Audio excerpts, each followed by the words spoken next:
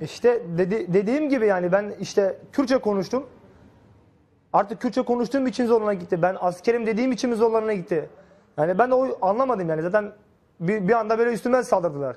Yani sadece 7 kişi vallahi ben yani belki 10-15 kişiydi. Çünkü 6-7 tane araba geldi. 6 tane ekiple geldiler.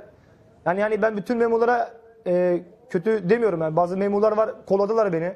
Hani araya da girdiler, izin de vermediler ama işte bazı memurlar da zaten gördüğünüz gibi hiç dilemeden vurdular beni. Zaten özellikle zaten her şey zaten o Mustafa'dan başladı.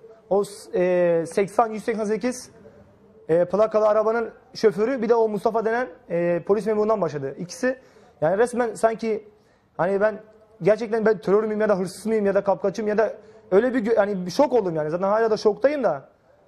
Hani asker dememe rağmen yine vurdular. Ailem var dedim, akrabam var, hamile kadın var dememe rağmen yine vurdular. Yani ben ilk önce zaten ben şeyimi verdim zaten ehliyetimi verdim. Bak dedim tamam görevini yap GBT'ye at bir sıkıntı çıkarsa alıp götürürsün beni dedim. Hiç dinlemeden işte böyle yaptılar beni. Zaten ondan sonra da akrabam da kaldı orada. Akrabalarım hepsi kaldı orada. Araba da kaldı orada. Benim elimi kelepçeleyip zaten kelepçe izleri zaten belli oluyor. Şurada kelepçe izleri falan. Kelepçeleyip beni arabanın arkasına koydular. Sonra Beni karakola da götürmediler direkt. Beni karakola da götürmediler. Beni Yenikapı tren istasyonunun orada, tren raylarının oraya götürdüler beni. Yıkık mıkık binaların oraya.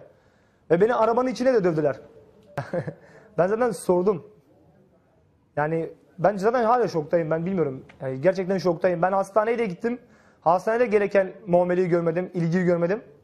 Ben asker olmama rağmen askeri hastanesine de gittim. Oradaki asker doktorumuz, komutanımız hiç yüzüme bile bakmadan beni direkt gönderdi. Hangi Yani hastanede? şoktayım yani Gata'da utanıyorum. mı? Gerçekten utanıyorum. Kasımpaşa evet. Kasımpaşa Askeri Hastanesi'ne. Şimdi ne oldu? Sizi gezdirdiler, aldılar, bir daha dövdüler arabanın içinde. Sonra nereye götürdüler? Karakola Evet. mı götürdüler sonra? Sonra işte evet sabaha doğru beni Şerimi karakoluna götürdüler. Sabaha doğru. Yani yarı çıplaktım zaten. Evet. Yarı çıplaktım. Elim kelepçeli. Beni öyle nezaretin içine attılar.